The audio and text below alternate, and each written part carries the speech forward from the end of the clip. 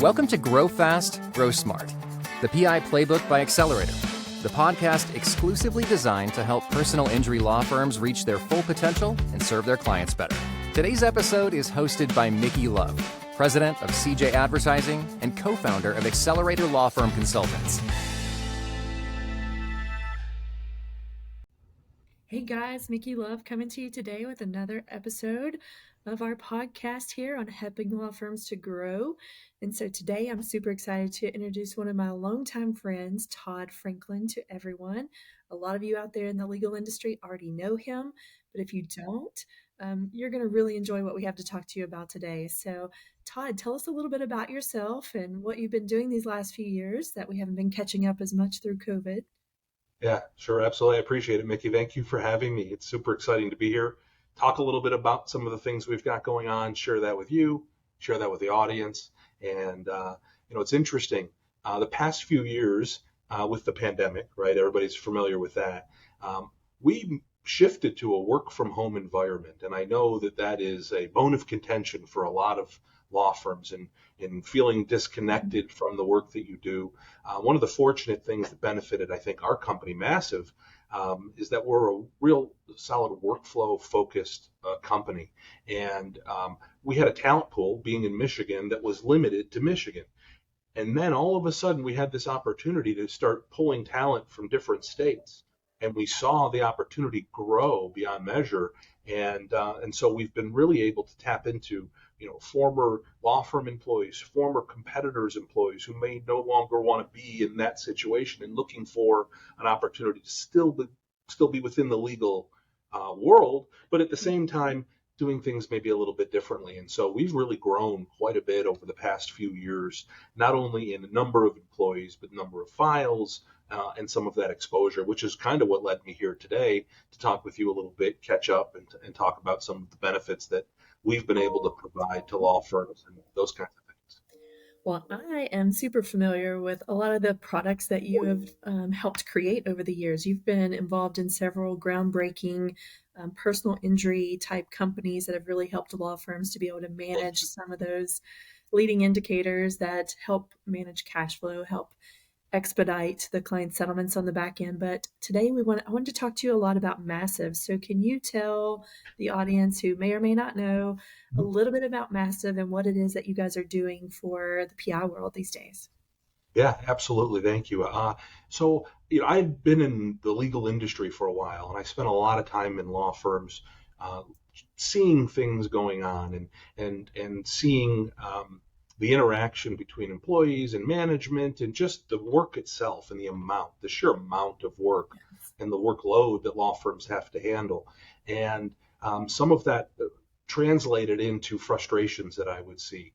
And the frustrations that I happen to recognize were those with documentation, with the timing of certain things, that if you don't time it properly, it could lead to an extended circumstance that you may not welcome, right? Time on desk. Yes. There you go. And seeing this happen, what I also noticed is that there wasn't a ton of work being done to try to rectify it. It was a lot of let's hire. If people turn over, we'll bring in more. We'll plug and play. And there at the times when I was looking at it, there wasn't a real concerted effort to try to improve, because I don't know that folks maybe knew of a way to improve, right? And so a lot of the law is, I'll take care of this. We're almost on an island to a degree, and I'll handle it ourselves. And we've always done it this way. And that doesn't necessarily mean it's done correctly or most efficiently. And so being in law firms, firsthand knowledge, recognizing those things, my recognition came through understanding the amount of time that it takes for law firms to deal with subrogation, right? Lien claims management. And law firms have not historically had a resource. And so what we had decided to do was to give a lifeline to law firms, to give the opportunity for them to become more efficient and for them to focus their attention on revenue generating work, as opposed to work that generates no revenue and maybe more frustrations. And so from there, we've been able to going back to what I said about our expansion over the past few years, is that when you have a great product and things are going well, you also want to have experts in place who know exactly what they're doing, inside and out, backwards and forwards, up and down. And having those types of things now at our disposal with the software that we've developed, we're a really great resource for law firms. Whether you use us or you, when I say you, it's a proverbial you, Yes. but whether the law firm uses us or does not, we're an unbelievable resource from the information that we can provide in helping law firms navigate the world of subrogation, which has become really overbearing and time consuming to a point of what are we doing here and how can we do this in a better way? And so that's kind of what that's led me to, is these opportunities of not only creating a better way for law firms to be able to handle, but simultaneously creating a way for plaintiffs to get more of their settlement faster. Right. Yes. And so that's makes kind of happy where clients, right? Which then makes great referrals, which then helps the business grow. So I agree with you. Subrogation is one of those pieces that can really bog the operations of the law firm down. And if nobody's being proactive in that regard, can really stifle cash flow on the backside, as well as your clients getting their money as well. So I love what you guys are trying to do to help law firms.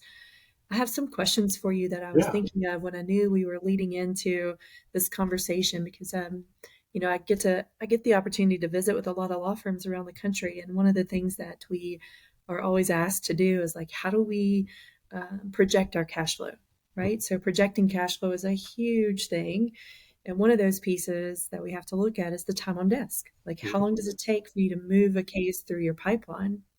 And so we like to monitor our time on desk in different intervals. And often where I see a lot of firms struggling is from the time the case settles until they can actually release those funds to the client. And 9 times out of 10, it comes down to these subrogation issues that have not been worked out on the front end, or the firm has no process whatsoever for handling liens and subrogations to expedite that piece of the puzzle. What do you see when you go into firms? Do you find that there's often not a process, and do you help firms kind of develop a process by which they can use your company to help them be more organized when it comes time for that final settlement? Tell me how that works a little bit. Yeah, absolutely. It's a great question. And so the reason why it's a great question is that law firms spend hundreds of thousands, if not millions of dollars to get clients in the door, right? And potentially they lose that much or more in the value of goodwill at the end of the case with lack of client happiness, lack of a better term. But at the end of the day, all bets are off, and the erosion of those dollars really accentuates the loss. And so what we've helped try to do, law firms, is ensure the investment that they make on that front side, so that they move things quicker on the back end. Most law firms that we'll come in and start talking with, I'll ask the question, how long is a case sitting on your desk after settlement to the day you can distribute it? On average, what is that? A lot of law firms have no real clue. It's a guess typically. Most law firms that we work with run in the 90 to 120 day range. That is a long time. There's a lot of phone calls. There's a lot of negativity that potentially happens. There's a lot of internal combustion that happens at law firms with focused management that's saying get it out, get it out, get it out, but at the same time maybe haven't supplied or offered the best program available for that employee to work a program to get that out much quicker. And so those are conversations that we could uncover through talking with law firms and asking the right questions. Not how much do you spend to get the client in, but what do you do to get the client out, right? Quickly, efficiently, happily, ready to give you a referral. And so those are the types of things that when we go to a law firm, they start asking questions and trying to get them to time after settlement, right? And there's so much time and effort put into till the case settles. And then it's just a mad scramble to get it out, right? And subrogation isn't just one place that you call. Subrogation is Medicare, Medicaid, private insurers, ERISA claims, VA, TRICARE, short-term disability, long-term disability. Because they settle the file, there's a right to be reimbursed, but it's outside the scope. So it's not within the court confines of a lovely court docket where you've got your dates and your schedules and you've got times and you can push it if you need to and everybody agrees. Now you're working outside of a court docket and you're working with different places who have different needs, different personalities, and now all of a sudden you're trying to fit this round peg that fits so nicely till settlement. After settlement, it turns into a square hole. And now you're trying to do things that are outside what would be a normally accepted time frame, and that leads to extended time frames. And so what we also talk with law firms about is preparing, starting early. And there's not an ounce of wasted time in starting communications the day you get the file. And when I mean the day you get the file, 30 days. There's a period of time where law firms talk and they get a sense of, we would file a lawsuit if we needed to on behalf of this client. There's a time when you're going to turn that into a real settleable case. Right. And so that's when you should start putting us on notice, or yourself, or your whomever it is that you're working with, to make sure that if you're ready to settle a file and you get a great offer in pre-suit, right? You're going to settle it pre-suit. It costs less. You move it quicker. The client's happy. But if you're not ready to settle it, you're going to run into the same 90, 120-day issue after settlement pre-suit. So we talk with a lot of firms that talk about, well, we'll open up the liens in litigation. Okay, why wait that long? And so there's conversations that we have, things that we've seen that are proven that are able to shrink that window. The issue that law firms run into is it costs a fortune to do it. It costs an absolute fortune to do it, to train people, the turnover, and all of that goes with it. And so I believe that doing it themselves inside of a law firm is a sag on culture. I don't believe that it's a good way to help pick up and bolster what I call a culture for profitability. And I like to talk about how it is that we can build a positive culture that leads to profitability. And just because a law firm might settle their case for $50,000 instead of $25,000, which is great to get more, but settling cases for more does not mean that you're more profitable. It just means you settled the case for more. Yeah. And so there's something that goes along with the idea of what can we do to build a more valuable case, but at the same time not erode that value by doing things kind of helter-skelter and as an afterthought. I couldn't agree with you more. As I mentioned, I'm super blessed to get to be in these firms and to meet a lot of really awesome paralegals and case managers and attorneys. And, one of the things that just absolutely bogs them down is calling on liens, lien negotiation, subrogation issues. And they don't enjoy that. It's not where their expertise is. Their expertise is building up these cases and really working for the client. So when it gets to that end part, where it's really a different skill set, right? Like you've got to move and shift into this new skill set of how do we argue down these liens. Some case managers or paralegals have gotten really good at that, but there are a whole slew of those individuals who it just takes away from the things that they truly enjoy doing and that they're really, really good at doing, which is building up the value of the cases and helping the attorneys keep those clients happy and move them through to the resolution of their case. So I totally agree. Like finding a way to offload some of these pieces of the puzzle where you can find true experts, which you were just mentioning, COVID helped you do, right? Like helped you find a whole new group, which I think the law firms would agree. Like we've been able to find paralegals all across the country now that can work remotely and do things for firms, which has helped us step up our game. But I believe just like they need a lawyer who's got a lot of skill and talent in the section of law where they've been injured, they also need on the backside, these companies like Massive and others that are really talented in the resolution pieces of the cases to help keep those things moving forward. So I couldn't agree more. The case managers don't like it, which then leads to a bad culture, which then leads to them saying they're overworked, which then leads to the firms having to hire more people. It's just a big snowball, right? So it leads back to what you said. More settlement doesn't necessarily mean more profit.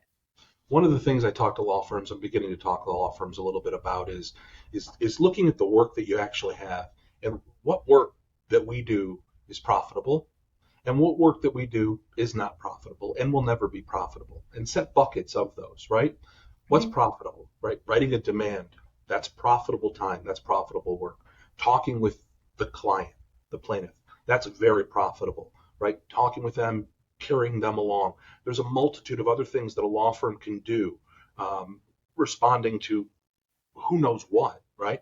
Then you make a bucket of things that are not valuable, that are costly to the firm, that the firm shouldn't spend their time necessarily doing, right? One of them might be, and this is an easy example, but court reporting, right? They outsource court reporting. You don't have a court reporter inside the firm. You call them, they show up, they do their expert work.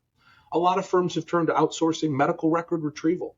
Firms were doing it. I talk with firms that spend more time than they can imagine on trying to pull in records, yet they can go to a company, outsource that, and it becomes more functional, more efficient for them to then grab that record and move forward. It works the same way with lien resolution, subrogation. It's whether you can do it or not is not what we're talking about. You might be able to do it, but doing it profitably is a different story. And so if I have a file or a case manager who's my best person in the office working on something that makes me not a dollar, why would I necessarily do that? And at the same time, if they enjoy that, that's great. But then it still goes back to the point of the financial decision from a profitability standpoint is what can this person be doing? And then once you have your value buckets full, you can then start hiring people to those value buckets, right? So now you've got people who are empathetic people, who are organized, who want to work with these plaintiffs and talk with them and help them through these difficult times. Not working on subrogation that doesn't make them any money, and then they're frustrated at the end because it's taking longer because they weren't taught the right timing and the timing isn't there.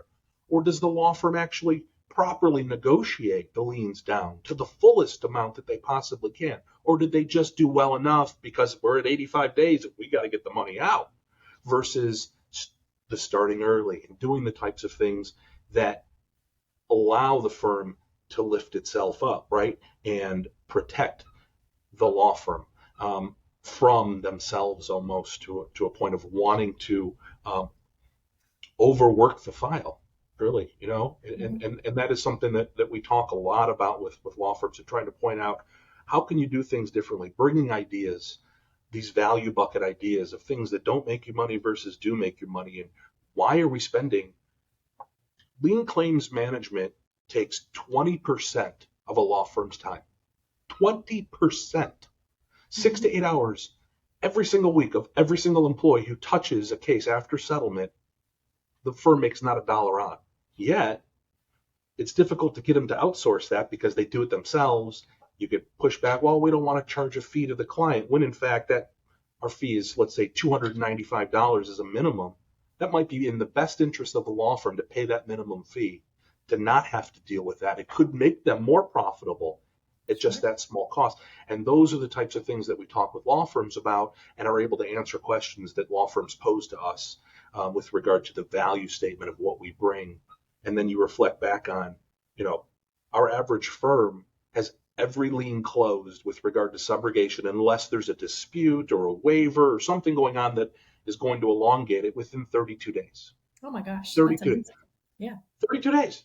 So what's that cost, right? 2 months of float on a bank line, 2 months of cost with a client calling, frustrated, wanting to get my money. Where is it, right? Mm-hmm. And so if we can shrink that by 60 days, 90 days in some circumstances, putting more money in the client's pocket, what is that going to lead to? Yeah. Nothing but positive. And so it's not perfect. You have to work together. It's a two-way street. It's not plug and play. The law firm has to interact with us. We interact with the law firm, but it takes 20% of their time to do it on their own at not a dollar of revenue. So where do you make that up? If you're still not profitable, you can try to settle your cases for more money, but it doesn't mean that you're more profitable. It just means you have more revenue. Yeah. And so, go ahead. No, I was just thinking about, I believe Massive, you guys have a fee protection guarantee. Is that correct? We do. Yeah. I came up with that. I love it. Thank Well, you. At CJ, we're huge fans of the no fee guarantee. So that's where I came up with it. I swear, I was like, I'm sitting around going, geez, I want to talk to attorneys. How can I talk to attorneys with something that's going to make them feel like something that's familiar? So I came up with a fee protection guarantee. I trademarked it. I actually got it. And so I'm pretty proud of that. And so what we're able to tell law firms is that when you work with us, if you work with us, you're never going to have to pay for the mistakes that your employees make, right? Meaning that, oh, we distributed on a not final lien, and now the bill is $3,200 because we were rushing through it. The client was calling. Who do we call at that point? You don't call the client. You cut the check yourself, the law firm. And that's $3,200 out the door. It could be $500 out the door. It could be $35,000 out the door. I've seen it before where law firms have called us saying, can you do anything to get this down? And we'll work for them to get that down. But instead of them having to have that in their back of their mind wondering, are these all being done correctly?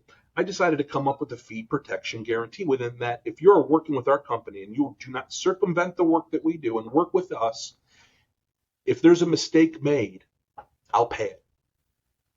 The law firm will never have to pay a mistake made again if we make that mistake by pushing them bad information, giving them a bad date, telling them that they should distribute when they couldn't distribute.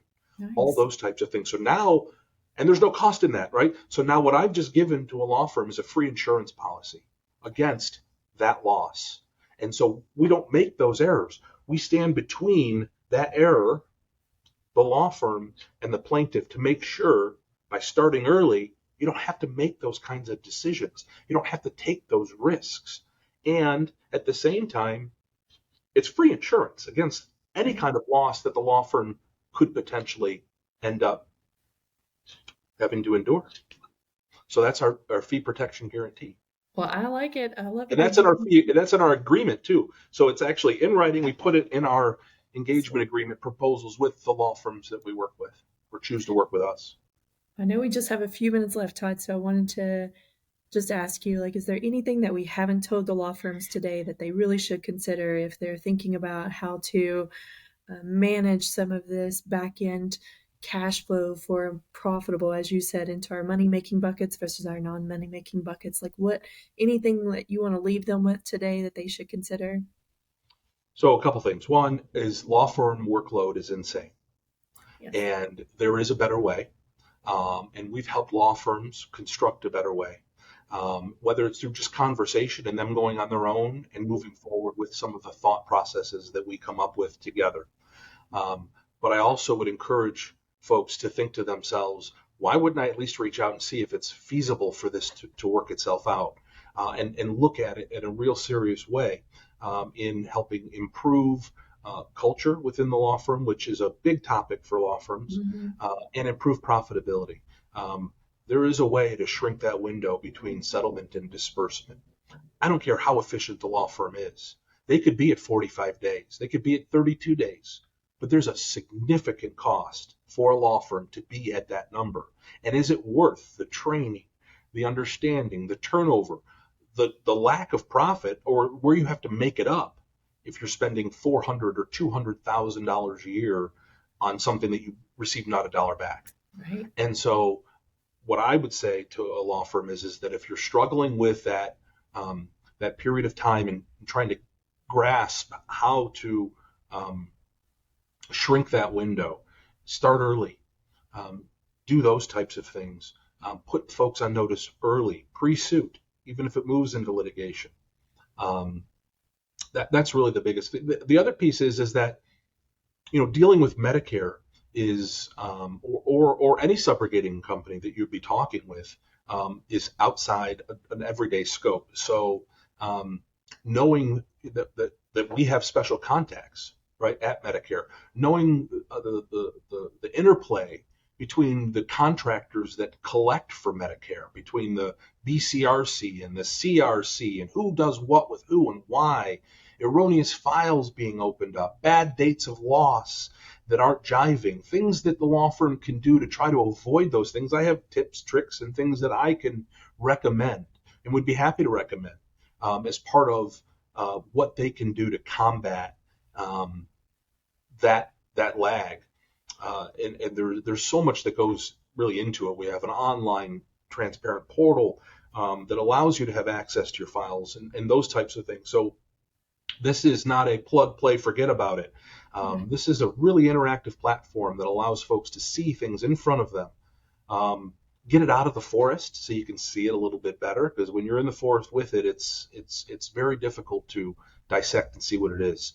It is just do work. And so hopefully we'll give folks an opportunity to think a little bit about the circumstances that they have, repurposing some of their best folks toward revenue generating work, toward generating referrals, building relationships with your customers beyond just talking with them during the life cycle of their case. Those are the types of things that I like to talk to law firms, or at least let them know that they're out there, and that they're welcome to call anytime. I look forward to supporting this accelerator. I think it's a great idea. I'm proud to be a part of it. I actually look forward to seeing folks in Vegas in the coming months. I know there's a conference that's going to be out there, and so in the meantime, anybody can visit our website. It's really a wealth of information. It's www.gomassive.com. It talks about our fee protection guarantee. We're also interactive and things along those lines, with helping people with subrogation questions, with a map that we have of subrogation in every state in the country. So there's a lot of resources people can go and use at our website, or just call me anytime. As we're sitting here talking, Todd, I had another thought that sometimes firms will mention to me when I mention, subrogation companies and, Massive, and how they can utilize you guys for help. They often say, well, is my settlement amount too small, or is my lien or subrogation number too small? Do you guys have a threshold of where you find that it's beneficial for firms to utilize you in certain cases, or is it really you can provide a service to anyone or any size case if there's a lien involved or a subrogation involved? Thank you. It was a good question, because not every case settles for $100,000. Right. And so the opportunity with us lies, when I go to talk with a law firm, I really say that they should submit every file through us. You could have a $5,000 case with a $50,000 lien, right? Yeah. We cap our fee, though. So if you've got a $5,000 case with a $50,000 lien, our maximum fee, no matter what we do, is $400, right? There's a cap that we put in place. But we can for sure negotiate that $50,000 lien down to $1,000, right? I love that you're passionate about what you do. I can't help it. I can't either. I love it. So but those are the things that we do, right? That gives us incentive to want to make sure that we're helping and advocating for that plaintiff. We don't charge fees to make fees. We charge fees because we run a business. And at the end of the day, we are certain that we reduce liens 94% of the time, beyond any statutory reductions. And what that means is that when we reduce a lien by $1, we're paying for our service. So 94% of the time, every plaintiff that has our service, it's free, because they put more money in their pocket than what's out there and what the cost was, by far. And so when a law firm says, well, I don't want to charge a fee or something along those lines, or the case is too small, really when you dissect it and you look at it and the benefits that come from that conversation, it becomes, well, in my mind, it becomes a no-brainer. But I also understand that there are other dynamics that are going on in a law firm, and it takes time to vet this, to flesh this out and see, is it right for us? And then once firms start with us, it's very rare that they stop. They see the benefits of it, and we do training with law firms, and we help make sure that their staff is trained on how to submit a file and how to get an update. And other than that, they don't have to call Medicare. They don't have to call Virginia Medicaid, who is slow and doesn't respond, and those types of things, because that's not what makes them a better law firm for their plaintiff. What makes them a better law firm for their plaintiff is calling them more, showing them that empathy, and getting it out of the door and getting them to their settlement so they can move on with their life. I love that. So many times consultants or just the law firms in general can get so wrapped up in the profitability pieces that the client becomes the afterthought. The client of the firm becomes the afterthought. And I love that you just put out there that you're helping the firms become a better advocate for their clients. Because to me, that's why we do what we do, right? That's why the lawyers got into this business. That's why the paralegals enjoy what they do.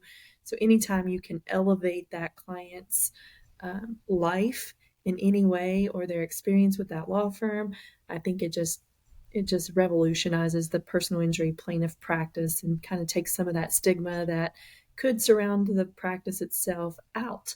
Because we really do, of all the professions out there in the legal industry, the plaintiff world really does work hard to be passionate and compassionate for our injured clients. And I love that you as a vendor get that and you see it and understand it. So That's why we're here. I love it. I love it so Thank you. much.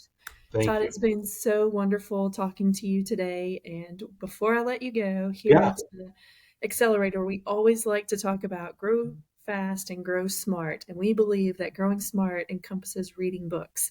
So I wanted to catch up with you and just see if you had any books that you've read lately that you think our listeners should read, or if one you've just recently catch back up on that you think they should check out. I actually do have and it kind of goes within what we've been talking about today. And you may have heard of it, you may not. It's not a thick book, but it's a good book. It's called Who, Not How. Yes. And if you're not familiar with it, I would recommend it. It's an easy read, but it is a real telling read. And it is a way you can conduct your business life, your general life. And I think that Who, Not How can help bridge gaps. You're not expert in everything, and recognizing that allows you to seek the help and the advice of somebody who wants to help you flourish as well too. And so talking about subrogation, talking about law firms, looking at other opportunities, I think Who Not How is a quintessential perfect book for the conversation that we're having today, is who it is that can help me do the things that we're trying to accomplish and allow me to do what I do great without interference. And so Who Not How. Wonderful. Love it, Todd. And we Yep. look forward to seeing you in Vegas in September. It's going to be a great show. We've Look got, forward to it. I call it a show, but it's really a workshop. Like, it's 3 intensive days of taking clients, law firms from, all the leading indicators through the lagging indicators to help their firms become profitable through finding solutions for these everyday tasks, such as subrogation and lien resolution that can just bog them down. So, Well, I hope I opened your eyes a little bit too to some of the work that we do as you go through those indicators and see that we're sponsoring the photo booth. So I look forward to taking pictures with everybody there in Las Vegas, because it's a happy picture taking time. So photo booths are always fun with this crew. So we're looking forward to it. That's all for today's episode of Grow Fast, Grow Smart, the PI Playbook by Xcelerator. Be sure to subscribe for more tips and tricks on growing your law firm the smart way.